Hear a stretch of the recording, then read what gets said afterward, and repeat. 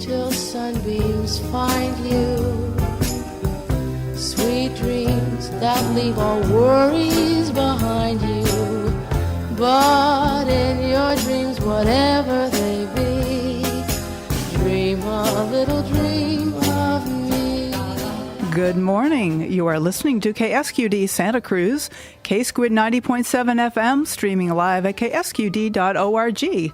I am Catherine Bell, and this is the Dream Journal, a weekly show where we explore the healing powers of your nighttime dreams through conversations with dream experts and with you.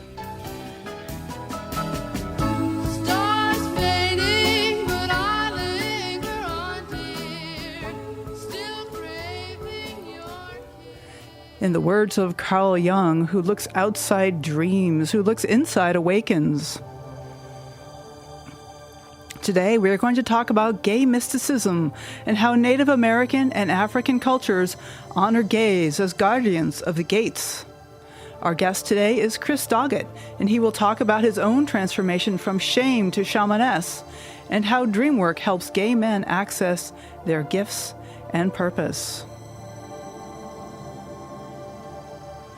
This is Catherine Bell of Experiential Dreamwork, and welcome to the Dream Journal. The Dream Journal is also a podcast, so you can look for that in all the regular podcast places, and also on the KSQD website. That is at ksqd.org/the-dream-journal. So I'm going to start with my personal dream work. Well, there's a dream that I've been working with recently in which, 12, 13 years old or something, and I escaped from an orphanage, and I'm living with these other friends of mine, kind of along the side of a big meadow by some railroad tracks, and I'm really loving the freedom. There's something about being there with all my peers and my friends, and there's also an older, quote-unquote, woman who's like about 17, a little bit older, and one of us gets hurt, and I take my friend over to the woman who knows what to do. And so there's a way that even though I'm alone, we're all kids together, that there is a way that we can take care of each other. So I'm working with that in a way of thinking of like maybe I get to have my own family, my peer family, that there's always a time when we leave our family of origin and connect with our peers. And somehow I'm feeling like part of a community, and we get to play and live together in this freedom. So today, as usual, we will open the phone during the last 20 minutes of the show so you can get your questions ready. You might want to jot that number down. The call-in number will be 831-900-5773. That's 900-KSQD. You can share a dream or ask a question. Again, that'll be in about 30 minutes. That number is 831-900-5773. So we're offering a new feature of the show today. Let's call it the Dream Zone. We always have this beautiful music from Rick Kleffel playing in the background, created new for us every week. And now you get a moment to relax and tune in to that music. So sit back. If you're driving, though, don't close your eyes. But I encourage you to notice your breath and turn your attention inward.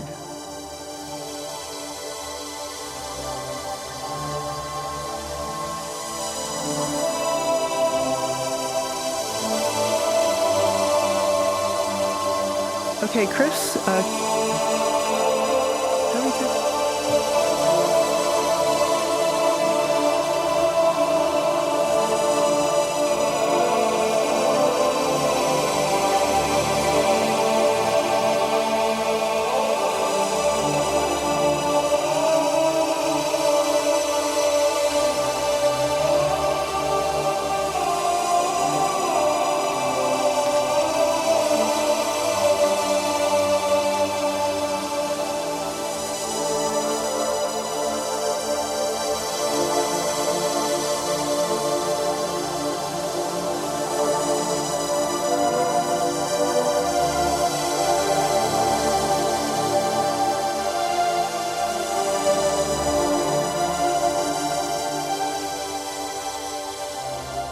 All right, welcome back from the Dream Zone. Here we are at the Dream Journal. So I would like to welcome our new guest, Chris Doggett. Hello, Chris. Hi, Catherine. Fabulous. So I am super excited to have Chris here on the show. Chris has been doing dream work and shamanic healing for 30 years. He recently graduated from the California Institute of Integral Studies with a master's in integral counseling, psychology, and is a practicing psychotherapist in San Francisco. He's working now on a PhD in East-West psychology, and his dissertation is on dream work with gay men, focusing on their gifts and purpose as gay men. In his work, Shame to Shamaness, an autoethnography of gay mysticism, he transforms into his alter ego, drag queen and shamaness, Eartha Madre. So, welcome, Chris. Glad to have you on the show. Thank you. Yeah, it's great to be here. Absolutely. So, maybe let's start a little bit in the dream realm. What first interested you in dreams? Oh, I was just thinking about that the other day, and I remember when I was in Santa Fe seeing this really great chiropractor, Kevin Capriva, and I asked him for a therapist recommendation, and his wife told me about Gabriela Lopez Waterman, a psychotherapist from Germany, and turns out that she used exclusively dream work in her therapy. That's all we did. I brought dreams in every week. And that's how I started. Oh, interesting. I don't know this woman. Sounds like maybe I should get to know her. You should get to know her, but she's in the other realm, so you'll have to. We'll have to do some tricky work to talk to her. But okay, not ruled out. But I talk to her regularly. But yeah. But her husband Alvaro Lopez Waterman also is still alive, and he created the work that I originally was trained in 30 years ago. Okay. And maybe say a little bit, what is that work that you were trained in 30 years ago? Oh, let's see. Well, it was, I would say that it was a much more interpretive and symbolic kind of form of dream work, where we say that the dreams are coming from the unconscious, from the inner self, and they're giving us information to help us. And we can ask for dreams through incubation, it's called, but we would write a letter, we call it a dream assignment to our inner self, saying, "Dear inner self, please, thank you for everything. Please give me dreams tonight. Tell me what I need to know about the show with Catherine Bell, for instance, right? So I can get closer to you. Love, Chris." Oh, that's great. Yeah. So that dream work was very oriented around a problem turning point solution, and we had a little structure where, when things happened in the dream that changed the dreamer's emotion, that was called a turning point, and that showed us what was needed.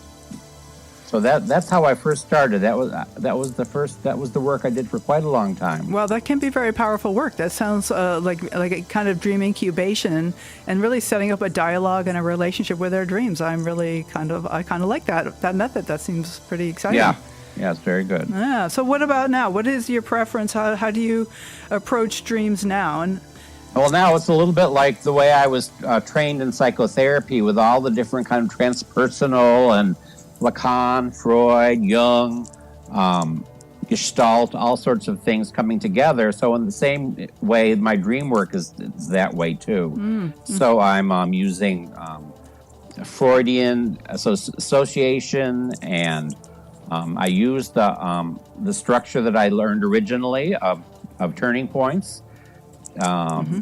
And then I also am using something from Robert Bosnak that I trained with for over 3 years. And he's a post-Jungian, James Hillman follower. And that work it's called embodied imagination. And it's much more about connecting with what's going on in the elements of the dream. Like, say there's I'm dreaming about you in the dream.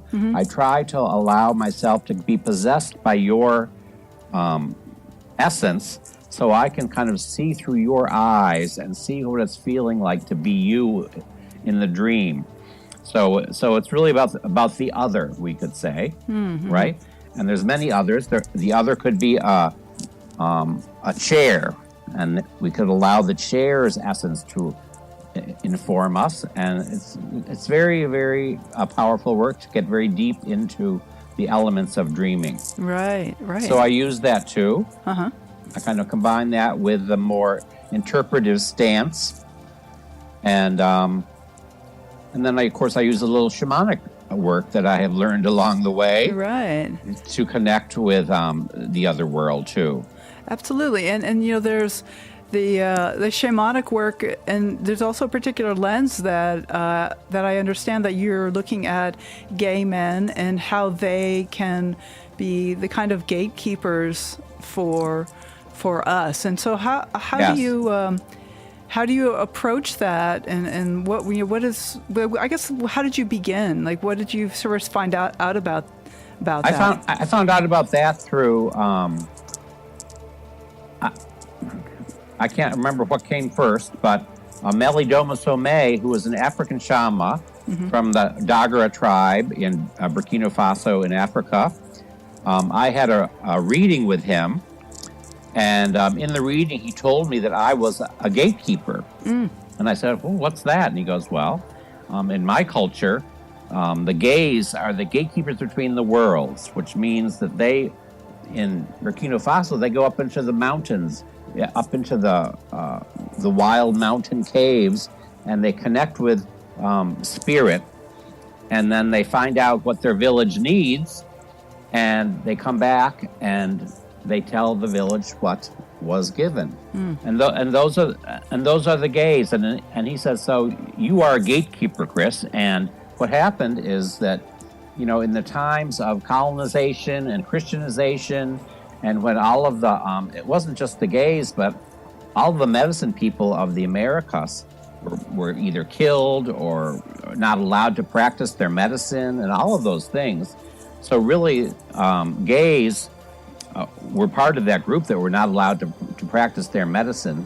And they were, and so we were left with only to identify with who we slept with. Yeah, okay. Rather than these other elements of being gay. And so there's, so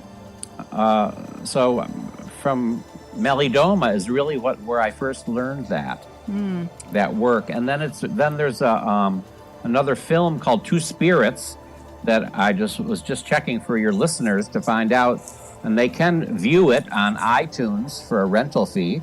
And it's about two spirit in Native American world is about having the spirit of both male and female kind of balanced within you, and they were often the shaman in all the different cultures. Well, I want to say that I believe I have a link to that, which will be on the show page on Monday when I release the podcast. Oh, great! So you'll be able to view that for free on Venmo. I do. Oh, okay. No, Venmo. Okay, that's a link of my little thing that my film called I Am Two Spirit, which is a little more autobiographical, which is a short 7-minute film. Which so everyone is welcome to view that on. Vimeo, I think it is. You're right, Vimeo, correct. Yeah, this is Two Spirits is a film that is a documentary. It won a big award on PBS, and it's the story of this Native American boy, well, not boy, two-spirit person, teenager, who was murdered because of his nature. It's a tragic story, but it's very beautiful in that the relationship with their mother was very powerful, and then there's lots of two-spirit Native American people talking about that culture. So it's a very powerful thing. So that's when I saw that that film in a rough cut, and I said, "Oh my God, that's me! That's Eartha Madre." Who knew that when I was doing this drag queen shamaness that I called her actually in the day, that she was two-spirit. I really didn't. I had no idea. Well, so do really, you want to talk a little bit about Eartha Madre? Who is that, and how did you discover her? Well, Eartha Madre, I discovered her through a tarot reading because I was going out with some boys to Drag Strip 66, I think it was, in Los Angeles many years ago. And I didn't have a drag name. I hadn't done drag for hardly ever. And so I pulled a card, and it was the Empress in the tarot deck. And I read the thing about it in the little book, and it said, Earth Mother. The Empress is the Earth Mother. So I said, I'll call myself Eartha Madre. Right. So that's where Eartha Madre came, and I had my little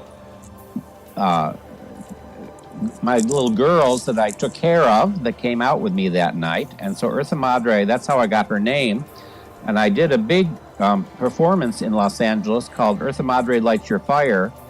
Again, this is before I knew about Two-Spirit or I knew about shamanism, for that matter. It's before I started studying shamanism. I did know about Hinduism because I was following Hinduism then. So I did a Hindu fire ritual as Eartha Madre at Highways Performance Space in Santa Monica. And it was a little autobiographical, and I had Indian harmoniums playing, and we did chanting, and people came up and offered to the fire the biggest dream of who they could be. And Eartha helped them in blessing them in getting that dream of who they could be. So Eartha was always a ritual queen, as we could say, even before I knew about the shamanic two-spirit culture. And how was it for you after really embodying Eartha Madre? Did something shift for you in your life to be able to claim that connection to the shamaness? Yes, like things like this happened. Like people were interested in that. And actually, in school, so I went back to school when I was in my 50s. To get licensed. I was doing dream work for like 20 years already. I didn't need a license, but I did it's called a brief depth session, which is 8 sessions of dream work with my teacher about my situation in terms of, I'm not making enough money. I can never get enough clients. And what came up in the dream work was to go back to school. And I had never thought of that. And so, but I did it. And I went back to school in my 50s. I came up to San Francisco, went to California Institute of Integral Studies, and became getting licensed through them. Yep. And I met lots of people. And one of my classmates is going to be online with us today, Itai, who is another gatekeeper. And so I shared a lot about the gatekeeper thing, the two-spirit thing, and the dream work in my school, in my different classes, and also we had when I was doing my practicum internship at Golden Gate Clinic, I was with 15 people for like a year, where I shared a lot of that. And one of the things I did, Eartha Madre did a big cacao ceremony, and that was really beautiful. And so I did many ceremonies, and I learned, and then along the way I learned Peruvian shamanism. And one of the things in Peruvian shamanism is creating despachos, or these prayer bundles that are so beautiful, and then with a whole group, lots of prayers in them, and candies and chocolates and everything, and then you offer that to the fire as a blessing. Chris, so I did that too. Thank you, Chris. This is wonderful. I want to play a little piece of music that Chris selected, as I always do. I always like my guests to select some music, and I want to let you all know that in about 15 minutes I will be opening up the phone, so you'll be able to call in to 831-900-5773. We are speaking to Chris Doggett, and this is the Dream Journal on K-Squid 90.7 FM, and I am your host, Catherine Bell. Wild is the wind. Wild is the wind. Wild is the wind. Wild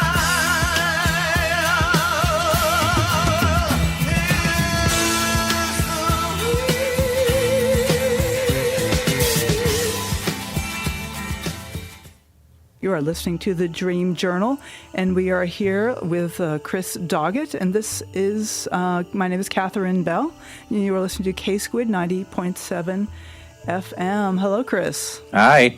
I loved hearing that piece of music. So beautiful. Wasn't that? That David Bowie, Wild as the Wind. Yeah. And it made me think of one of my first teachers who was this kind of wild character called Ramtha the Enlightened One, who was a channeled entity from 35,000 years ago, evidently. Wow. And he was called Lord of the Wind. So I used to love to play that song during Eartha's performance. I just was looking at a picture of one of Eartha's performances and rituals where she was cleansing the practitioners with a despacho that we had all created together in the ritual, in the performance. Mm-hmm. And that song was playing, and that just brought back all those memories of cleansing and bringing all that light and love into the space. Well, it's beautiful. There's a number of musicians who kind of hold the two-spirit role, and for us, I mean, there's David Bowie and Prince to some degree. That there's a way that is interesting how you use the word ritual and performance, and there is a way that they are kind of not interchangeable exactly, but they can be embodied in the same experience. Yeah, that's that's my and Eartha's thing. Yeah, yep. We enjoyed that. I think we did a. Like I've done, various presentations, like through my university's work. I was asked to come to Prague to present at the International Transpersonal Festival or conference, and I did that as Chris. But I talked all about Eartha, and it was called From Perv to Shamaness. So it was really about my own moving from my place of shame into this place of shamaness. Right. So that was really great. And then also, I was going to tell you something else, and it slipped my mind. So I'm sure you have more questions for me. So. Well, I just love that phrase, from shame to shamaness, and it's something that there is, a lot of shame in our culture, and certainly, growing up in the 60s or even the 50s, there was no space at all for any kind of gender fluidity in this country. Yeah. And so there must have been a lot of pressure on you, whether overt or not, and that shame is something that we really take in. And I love the way that you've transformed it into shaman and shamaness even. Yeah, well, because that I took that perv to shamaness and changed it to shame to shamaness when I did a presentation in Palm Springs at a recovery conference in Palm Springs 2 years ago, where I opened the conference as Chris changing into Eartha on stage. As I told my whole story, kind of like what I'm telling you, but during it, I was changing. I came as Chris in my little white terry cloth robe, and then I had a fabulous drag queen in Palm Springs do my makeup as I told the whole story, and did a little ritual, a little cleansing, a little. But I changed into Eartha before their very eyes. That's wonderful. So to talk about coming out, I mean, you're right, a very public coming out. That's right. And so right. That's something that you work with some of your clients, as helping them come to terms with their particularity of what they are and who they are. Well, yeah, because as you mentioned before, with my working on my PhD. I started that in my master's program, actually with Itai, who's online with us. He's going to be joining us, and we did a pilot study for my work with gay men and their gifts and purpose that I talked about. Do we want to introduce Itai, and then you can explain what happened together? Would you like to? Sure. Okay. All right, Itai. Hello. Itai, hello. Hello. Can you hear me? Yes. Yeah, wow, amazing. Itai is in Israel, so this is a long-distance call here. Glad that you could join us. Yes. happy to join. Happy to be with you. Yeah, and happy to get the chance to hear from Chris and kind of even in some way reminisce about our times together, which have been very influential on me and the work we did. Yeah. Great. So, Chris, why don't you go ahead and explain your the study that you were talking about? So Itai and I created this pilot study where we worked with two young gay men in their 20s, and we had them incubate dreams about their gifts and purpose as gay men. So we explained to them a little bit the idea that we had gotten from Melidoma about gatekeepers, and we said, okay, so just write a letter to your inner self asking for dreams about your gifts and purpose in this world that has to do with your being a gay man, and then sign it and date it. So they both had dreams, and they were very powerful dreams. One boy, I'm not sure what his name was, Itai, about the soup. You remember his name? Kyle? Yeah. Kyle dreamt about making this big batch of soup, this big thing of soup. He was stirring and stirring and stirring, and then the leader of this group came up to him and said, "Ooh, that's very spicy."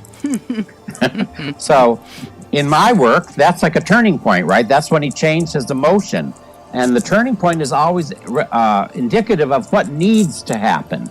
Even if it's a little bit negative, because he felt like the guy was telling him it was too spicy, but he was telling him it was spicy. And I said, that's the solution. You're making the soup for this group of people, and it's really spicy. So you want to let yourself be really spicy in the world. So we talked about his expression as a gay man, which was quite spicy. And so that was really a way that he could make a big difference in the world, right? As a gay man. And it's interesting that he immediately put onto the dream the idea that he was too spicy. Right. Well, the guy kind of said it that way, but that's why we say in turning points, even when they're negative, they're only negative because the dreamer is resistant a little bit to changing an old habitual pattern, right? So they were a little bit in the closet, you could say, about that, and they wanted to. So the dream would say, "Come out, be spicy." And then the other dreamer was about a big spotlight. Who was that, Itai? That was Emilio. Emil, that's right. Yeah. And do you remember the dream that he had? It was about this boy from high school that was really fabulous, and kind of meeting him again, I think, and admiring him in a way, or noticing him, in the spotlight, in the hallway of school. Something about this kind of enchantment with fabulosity, I would say. I remember that. Fabulosity. I think he did use that word, and so again we have. His being gay and fabulous, his inner self, which we say is like the God within, is telling him, be fabulous, be in the spotlight, be out there. This is what you can do as a gay man. This is your gifts and purpose. How fabulous is that? And I think Itai has had some pretty great dreams too about his fabulousness. Would you feel comfortable sharing some of those dreams, Itai? Yes, of course. I can share a specific dream, and I can just say that Chris has been. It's almost like a genre of dreams that I have that I know to bring to Chris. That are because some dreams, is just you have like a few fleeting images, or some dreams I know have to do with more of internal family dynamics, But some dreams have this extra feeling that have to do with like the gay realm, or that kind of spirit field, or something like that. Or it has that kind of essence.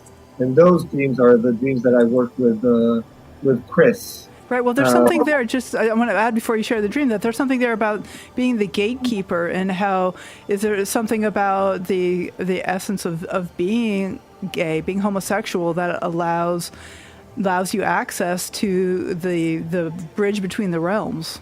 And that's just a question, but it's something that these the African and the Native American cultures have identified, the Heoka spirit, and all that. So there is something numinous, something of a kind of transcendence about this. And so, Itai, please, yeah.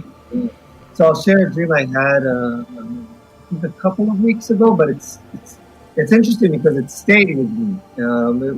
It's only almost like a minute of story that I had, and it's interesting that Chris told me about this coming up, so I can get a chance to work on it, because I haven't really. I've been waiting for this. Oh, great!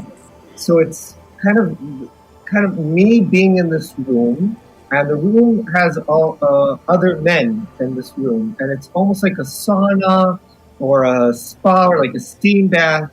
And there's something that we're all kind of sedated. We're all kind of mystified, and you can't see very clearly, almost spellbound. And I see these two men kind of frolicking together, and we're all kind of doing it.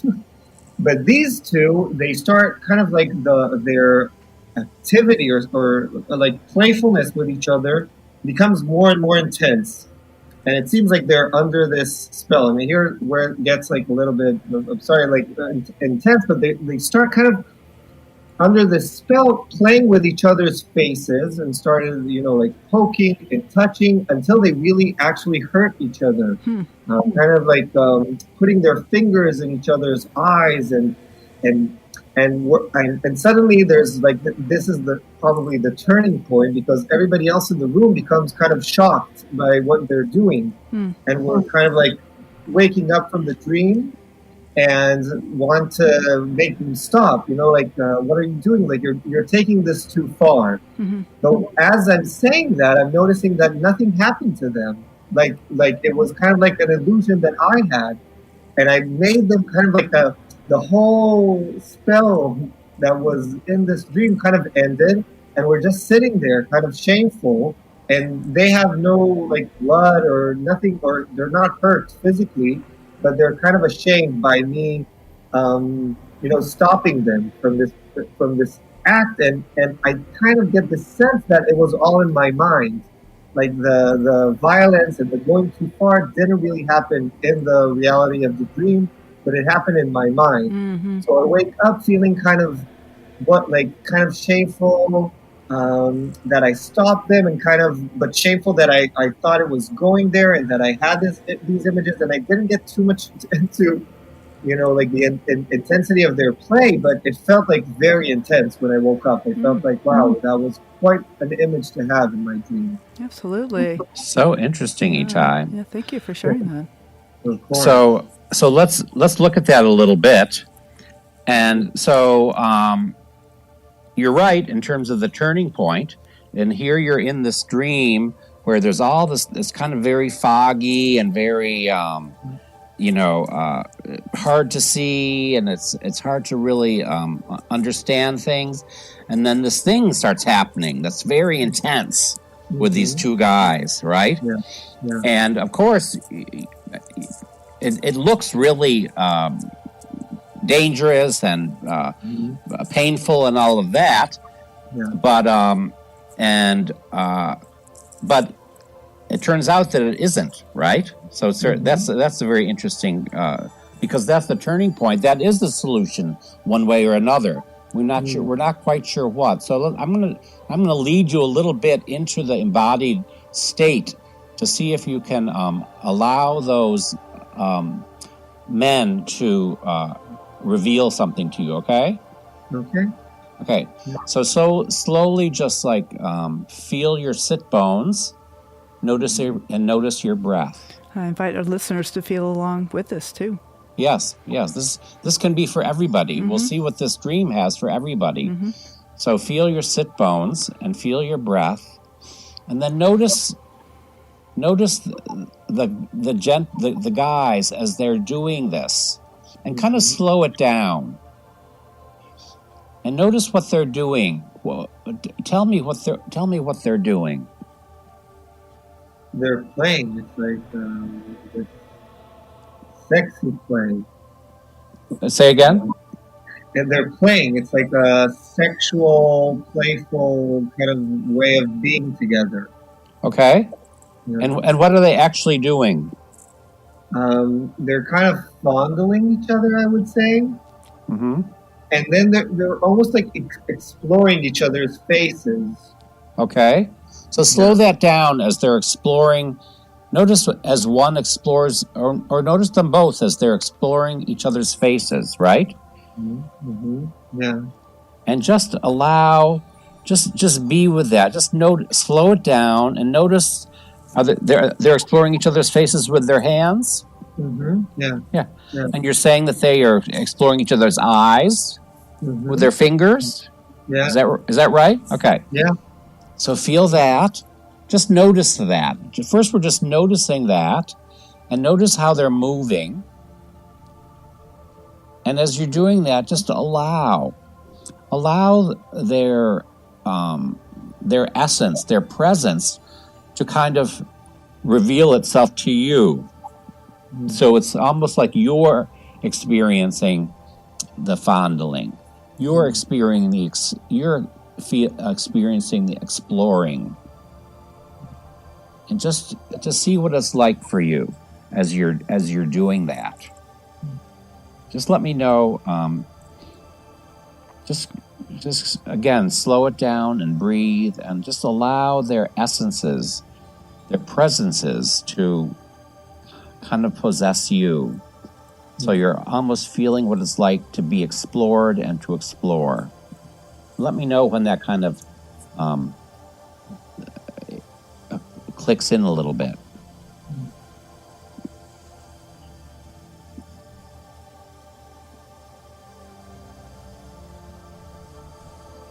Yeah, it's exciting.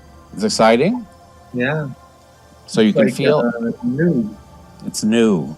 And kind of risky but safe. There's someone to. It's reciprocal. You're not stepping on anybody's boundaries. It's okay. Like this. And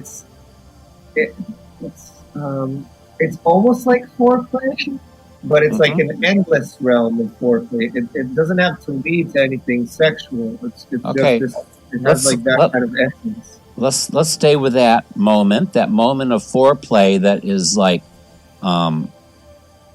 it doesn't lead to anything. It's in and of itself something. Is that what you're saying? Yeah.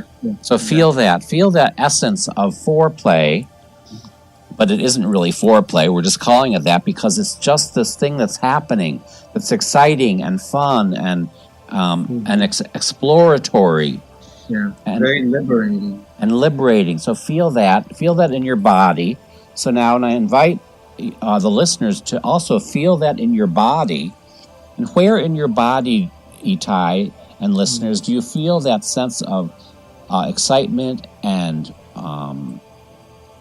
exploration and kind of endless foreplay? Where in your body, as you're experiencing this, is this most present?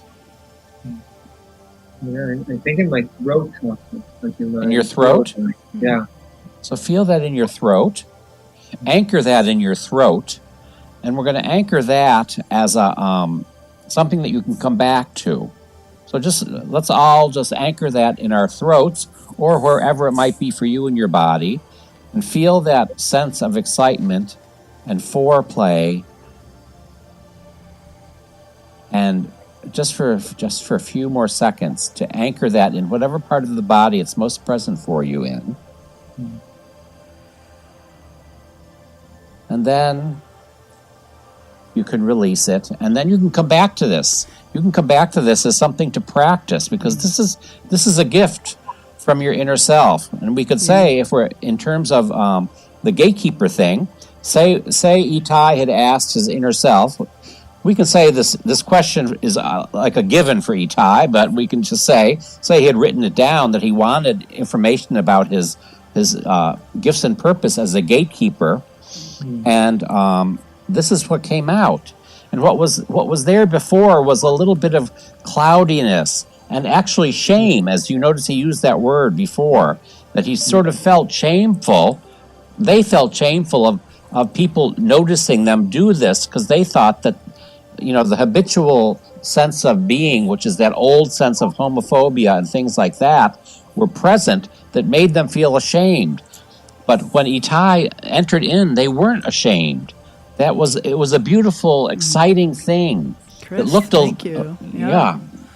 This is just a gorgeous example of working live in the moment, and not just an example. It is working live, and I feel very this powerfulness of this work. And I need to take a little break here and play that piece of music, Anthony and the Johnsons, and we'll be right back with Itai Neiger and Chris Doggett. This is the Dream Journal. You're listening to K-Squid 90.7 FM, streaming live at ksqd.org. One day I'll grow up, I feel the power in me. One day I'll grow up, of this I'm sure. One day I'll grow up, I'll know a womb within me. One day I'll grow up, feel it full and pure. But for today, I'm a child. For today, I am a boy. Only on K-Squid 90.7 FM and ksqd.org. I also want to let you know that the phones are open if anybody wants to call in. The number is 831-900-5773.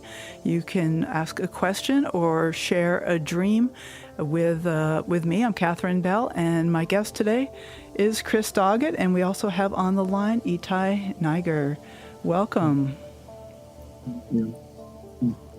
So I love that piece of music you played, Catherine. It's Anthony and the Johnsons.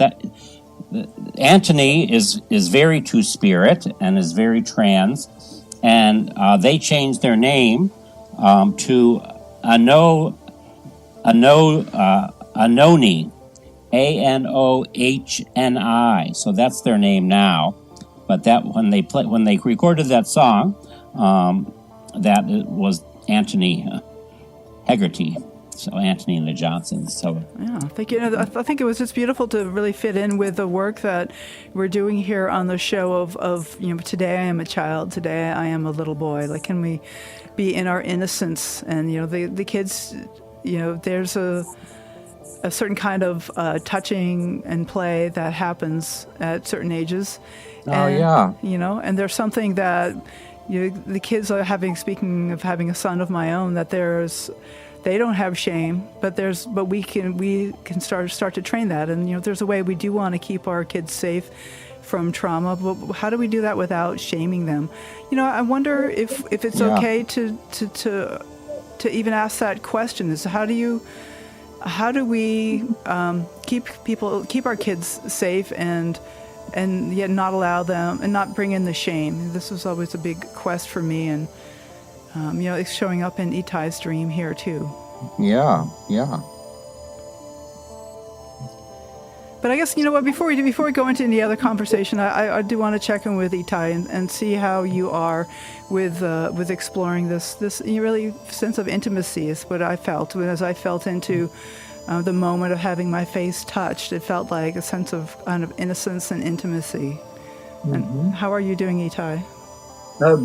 I'm doing great. It feels it's a gift to have a chance to kind of explore a dream here, and I feel very comfortable doing it. And I'm also noticing, the themes of the dream were kind of clear to me as I woke up because the feelings were so strong. Mm-hmm.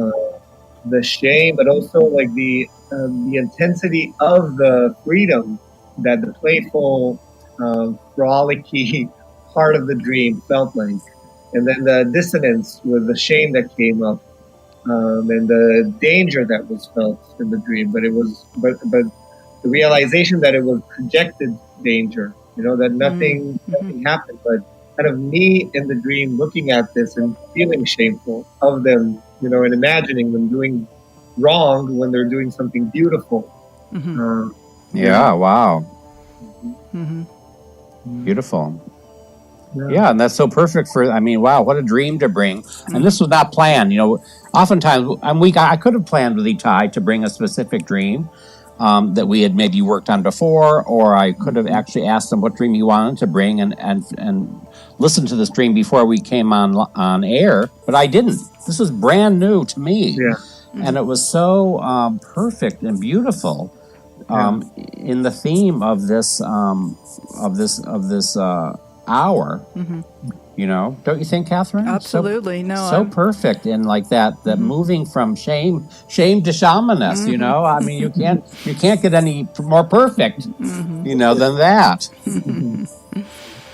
Exactly, and it brings in like the tenderness of you know, when we're exploring our own sexuality and our own relationship, and it's very, very tender, you know, even in any manifestation, really. And then if there's a cultural prohibition against what we're starting to feel, how painful that must be. Yeah, definitely.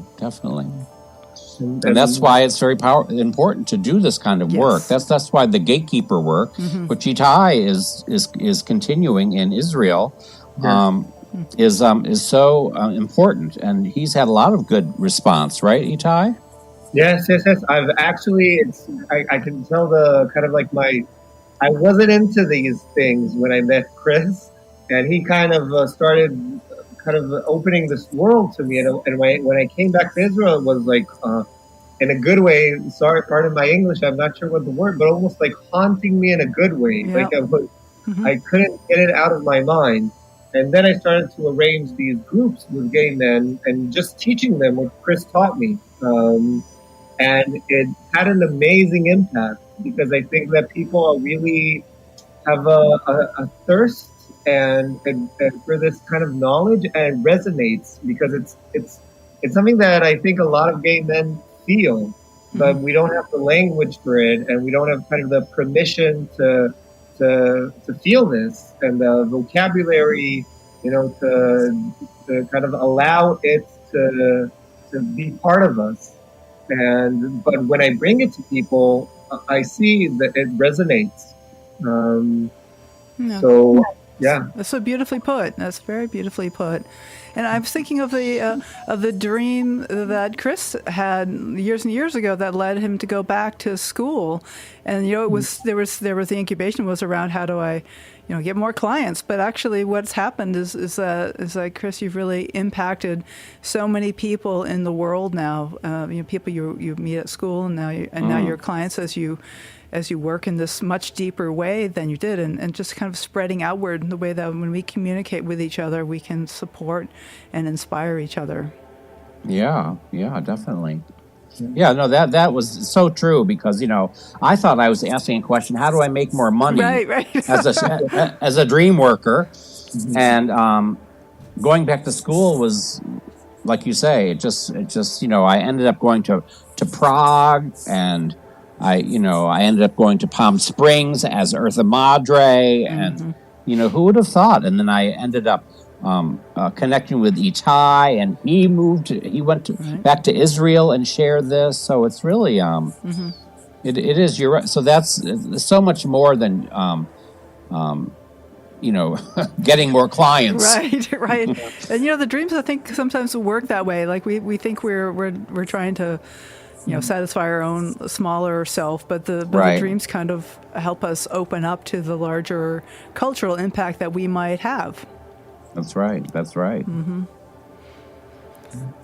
I'm coming back to the ritual and performance and the way that those things intertwine, and all the people who attended the Eartha Madre rituals, I'm sure were touched in their ways, and you know, they were. Yep. You know, when I was doing the fire ceremony as Eartha Madre, this is back in '95 or something like that. One of the things I was doing was I had a bowl of blue marbles that my friend Paul Haugen, who had a business called Thumbs Up Marbles, and he sent me this bag of blue marbles, and as each person offered to the fire their piece of paper that represented the greatest wish of who they could be, I gave them a blue marble, because that in Siddha Yoga, which is my Hindu path is the blue pearl is thought of as another symbol of God. So I gave everybody a blue marble, and I still have people come up to me at this day and say, Chris, I still have that blue marble. I still have that. Mm-hmm. You really touch people. Mm-hmm. Yeah. So I want to just let people know that we have a few minutes in the show, about 6-7 minutes, and if anyone wants to call in, the number is 831-900-5773. And Chris, I wanted to ask, so what are your vision and what is inspiring you as you move forward?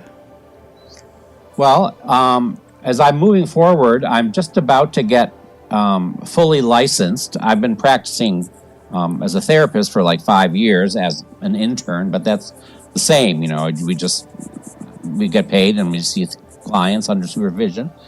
And so as soon as that completes this year, which it will, it's kind of like I have this freedom to move. I really have and I'm so glad that you called, Catherine, and I'm so glad that I got in contact with Itai again, because I really want to continue this work with gay men and their gifts and purpose. Mm-hmm. So that's going to be my big focus.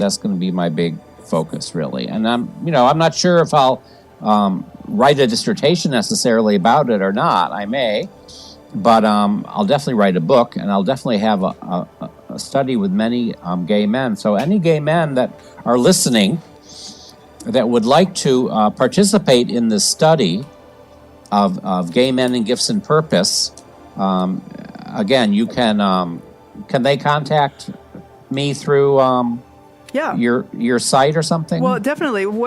That's just one of the things I wanted to ask you, Chris, is how can people get in touch with you? Certainly they can get in touch with me, and I can get in touch with you. But do you have a way that people can get in touch with you directly? Yeah. I have an email. I guess that would be the easiest. My email is Christoph Doggett, Christophdoggettt @gmail.com. Okay, and I'll put that on the show page. But I also have the same Gmail account has another email address called Eartha Madre @gmail.com. So that might be easier to remember. And that's Eartha as an EARTHA. Right? Eartha that's Madre, right. MADRE @gmail. Okay. That's right. Eartha Madre @gmail.com. I was just thinking that's the one I should use. So that's the one you should call. You should write to, and we'll get you set up to do some dream work about your gifts and purpose as part of the study. Yeah. Okay. Wonderful. Well, I wonder if Itai has anything you want to add at this point. Is there anything that you'd like to bring up here? What comes up for me is just how this, I see it as it's almost like a fractal, that the dream is working through you to bring out this message. It's a work within itself. Like something happens to us by dreaming. And then when you work with someone, like Chris, you can get the kind of like the greater meaning out of it. And it helps to kind of let the dream move through you and let this process that the dream does on us, that does on me, if I can talk about myself, to kind of move through.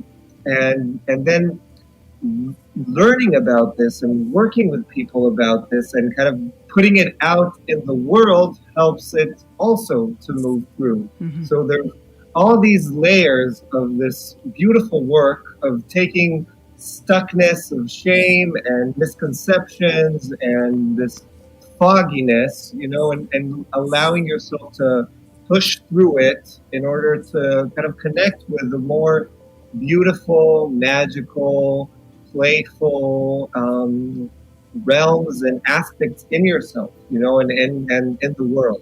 Mm-hmm. So I really thank Chris for opening up, those realms for me with this work. And I can just really recommend. And there's something about going to specific dream work for gay men that is healing within itself, because it creates like a a world. And because as I said, I have those kinds of dreams. I dream every night, but those kinds of dreams, are almost like a thing within themselves that I think people, that gay men can really relate to, and it's a beautiful work to kind of move through it and move and dance with it and play with it. Thank you, Itai. What a pleasure. So glad to have you on the air all the way from Israel. Yeah. Thank you so much for having me. It was really an honor. All right. And, take care now. Thank you so much. All right. And as Chris, Itai was saying, that dreams are medicine. So, one of the big things about my dream work training has to do with the dream temples from Greece, where they used to go. This is Asclepius, and where people go to dream for healing. And we don't really know if they were really doing any interpretation or anything. We just know that the dreams came as medicine themselves, we would say. And so that's why I say, for instance, in this dream from Itai, he brought us all medicine, really. Yep. So this thing that moved from shame into this exploration, a little bit of not danger, but just kind of like, a little wildness, a little spice, excitement, a spice, like we'll say from our other dreamer, right? Right. We can combine all three dream medicine, a spicy spotlight, fabulosity, and then this whole thing with feeling the sense of play and exploration, and like foreplay that goes on forever. How about that? Gorgeous. But that is medicine. That's literal medicine that came in the dream for Itai. Right. It's all waiting for us every night. Thank you, Chris. This has really been a pleasure to speak with you. Yeah, my pleasure too, Catherine. All right. Well, take care, and okay. And maybe we'll be in touch. I wish you all the best on your PhD studies. Great. And thank you. As you go forward. Okay. Thanks, Catherine. Okay. Take care. Yeah. Bye-bye. So next week, our guest will be Sarah Payton. Sarah is a certified trainer of nonviolent communication, constellation facilitator, and neuroscience educator. And I love neuroscience. She integrates brain science and the use of resonant language to heal trauma and nourish self-warmth with exquisite gentleness. So you can listen to that live next Saturday at 10 a.m. or catch the podcast replay, which will be released on the Monday following the show. I also want to let you know that I am starting a new round of my Monday Experiencing Your Dream workshop series, which will be starting on February 1st. Learn how to work with your own dreams in a supportive community of like-minded dreamers. The month of February, the topic will be Dreams and Good Feelings. They are Mondays, 3 to 5 p.m., and are also recorded for you to listen to later. Contact me if you have questions or if you'd like to join. Sweet dreams till sunbeams find you. I am Catherine Bell, and this has been the Dream Journal. Thanks for listening. You can find out more about my dream coaching practice at experientialdreamwork.com, and you can email me at catherine@ksquid.org. That's KATHERINE@ksqd.org. Please do contact me for a free introductory dream consultation. If you like this show, please leave us a review on Apple Podcasts or tell a friend how much you are enjoying the show. I'd also like to thank my program assistant, Max Deaton, and our creative musician, Rick Kleffel, who created an original composition for our ambient music again today. And thank you to all the donors who support this station. K-Squid is 100% listener supported, and donations are always welcome at ksqd.org. When you wake up tomorrow morning, take a minute to look within. Do you remember a dream? Write it down and bring it to the next Dream Journal. I am Catherine Bell, and you are listening to KSQD Santa Cruz.